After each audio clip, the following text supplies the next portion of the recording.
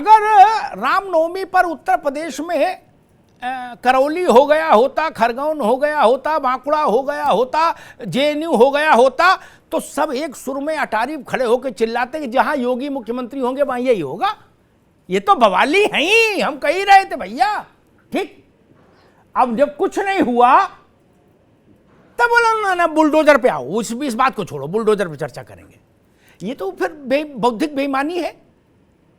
हम जिसको खराब कह सकते हैं, देखिए वो अच्छा करे तो फिर उसको अच्छा बोलने का भी साहस होना चाहिए। लड़का फेल हो तो चप्पल से मारो, और लड़का टॉप करे तो वो टीवी देखने लगो, बोले ये अभी टाइम नहीं है, अभी मत दिखाओ रिपोर्ट कार्ड। ये तो ठीक नहीं ना तायरा जी।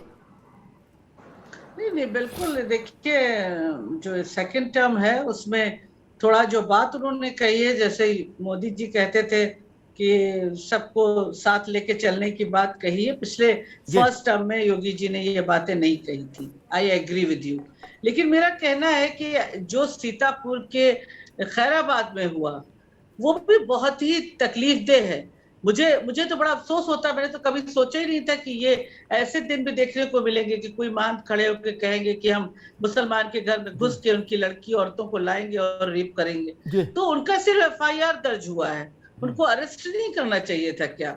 मुझे लगता है कि देखिए कल हम बाबा साहब भीमराव अंबेडकर की जन्म बर्थ एनिवर्सरी मनाएंगे, और बाबा साहब ने तो समता और समानता और समता मूलक समाज की बात की थी। तो जाहिर है कल सभी फूल माला चढ़ाएंगे, अंबेडकर जी पे भी बात करेंगे जो कॉन्स्टिट्यूशन के रचयिता हैं।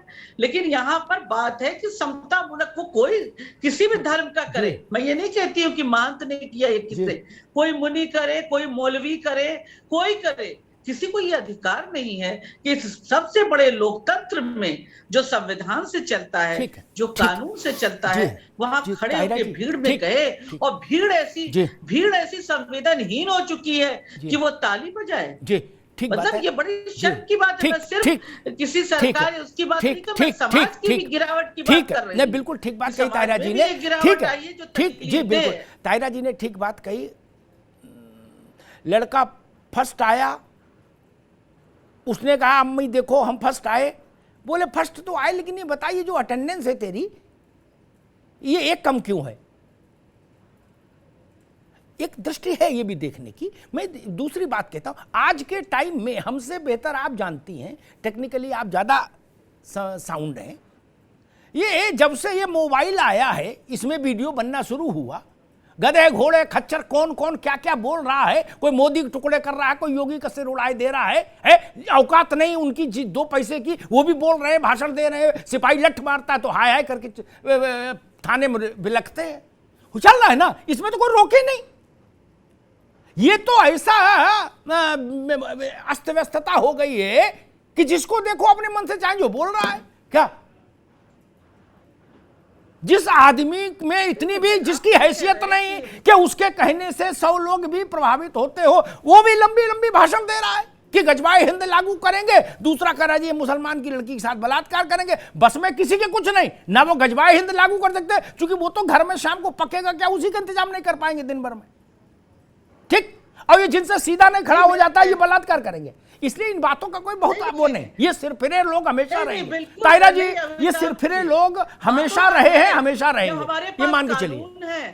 धाराएं 153A, हाँ तो धाराएं लगती हैं, आप बंद क्यों नहीं करते उनको? मैं वही तो कह रहा हूँ, जेल में डालिए ना, उन्माद फैलाने के लिए। असर नहीं होता तो लोग ताली कहां से बजाते खड़े होके? ठीक है, ताहिरा हसन को याद होगा, मैं इस बहस को भी यहीं इस विषय को यहीं सॉलिड खत्म करूंगा एक उदाहरण देके, फिर मूल विषय पर जाऊंगा।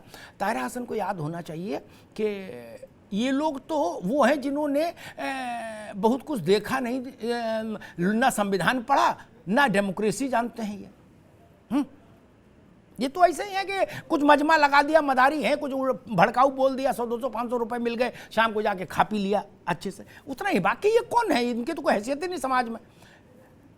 भारत में आप कहीं ताली जेसीबी से खुदाई करने लोगों 100 लोग इकट्ठे हो जाते देखने, मजमाप्री देश है। खैर मैं क्या कह रहा था, जिस परिवार का सियासत से वास्ता रहा, लोकतंत्र से वास्ता रहा, जिससे हम उम्मीद करते हैं कि उसने संविधान, उसके बाबा ने, अब्बा ने, परदादा ने पढ़ा होगा, जो पॉलिटिकल आदमी रहा, विधायिका से जुड़ा रहा, उसने जब 1000 आदमी की बहस में बीच में खड़े होकर कहा कि इसकी यू की मोदी की बोटी बोटी काटूं, मोदी की बोटी बोटी, क्या तो इन अनपढ़ जाहिलों को कौन रोऊंगा? मैंने तब भी तवज्जो नहीं दी, मैंने इनका बस कुछ नहीं, इनका बस कुछ भी नहीं, ये कुछ नहीं कर सकते। मोदी जी चले भी जाए तो कुछ नहीं कर पाएंगे, क्या अपने हाथ पर रोतुड़ा बैठेंगे? हम जानते हैं उनकी हैसियत, इसलिए मैं बहस में नहीं पड़ता। हमको हैसियत मालूम, जिसकी हैसियत पर मुझे गंभीरता होगी उस पर टिप्पणी करूंगा। बाकी ऐसे ये कुकुर मुत्ते हैं, टिड्डे हैं, यत्र तत्र सर्वत्र फैलते रहते हैं। इनके लिए वो मच्छर मार दवा डालनी पड़ती है। वो अब ज़्यादा डाल दो तो भी आप लोग परेशान होते हो, कहते हो ज़्यादा दवा क्यों डाल दी मच्छर मार। ये भी तो समस्या है, तो देखना पड़ता है कि उसकी क्वांटिटी कितनी हो। कंचन द्विवेदी कुछ कहना चाह रही, फिर मैं रावत साहब पास आऊंगा। जी कंचन। अमिताभ जी, आपका एक टॉपिक था ब्रेक से पहले, मैं आ रहा हूँ, मुझे ध्यान है जी। कंचन जी बोल लेने दीजिए उन्हीं को, शायद जल्दी में ना जी। नहीं मैडम, आप भाजपा की नहीं नाराज नहीं हुई भैया, आप बोलिए, आपको पूरा अधिकार है भाई। नहीं हम क्या एक्सप्लेन नहीं करता, अभी दे दीजिएगा कि आप भाजपा की मेरे टाइम में बोलते हैं तो बात तो वही है कि आप ही पहले बोलिए, जी। भाजपा की प्रवक्ता है। बाकी मैं याद दिलाना चाहती हूँ, हमारे अभी मोहतरमा बोल रही थी, बहुत अच्छा बोल रही है, बहुत अच्छा लगा मुझे सुन करके। लेकिन आपकी ये बातें तब कहाँ खत्म हो जाती है जब एक विधानसभा में खड़े होकर के विधायक कह देता है कि नहीं ऐसी महिलाओं के लिए तो न जाने क्या क्या कौन सी चीजें हैं, कितने प्रकार के कपड़े वस्त्र पहनते हैं, अंग वस्त्रों के बारे में भी बात कर जाते हैं, तब आप बात नहीं करते हैं। और ये सच बात है, अमिताभ सही कह रहे हैं कि जिन लोगों का कोई महत्व नहीं हो, कोई अस्तित्व नहीं, उन पर सरकार खुद ही कार्रवाई कर रही है, क्योंकि हमारी सरकार नहीं चाहती कि किसी भी प्रकार के लोग, ना किसी धर्म के लोग, ना किसी जाति के लोग, कोई भी आनाकानी कर सके। बस हम ये चाहते हैं सभी लोग बढ़िया से रहे, कानून के तहत रहे। सब प्राणियों में सद्भाव हो, ये कामना इससे अच्छी है, लेकिन ऐसा होता नहीं। राम के समय में भी सब प्राणियों में सद्भाव नहीं हुआ, पैगंबर साहब के समय में भी सब प्राणियों में सद्भाव नहीं हुआ। वो हमको पूरा इतिहास, ये एक यूटोपिया है, अच्छी बात है, लेकिन होता नहीं है।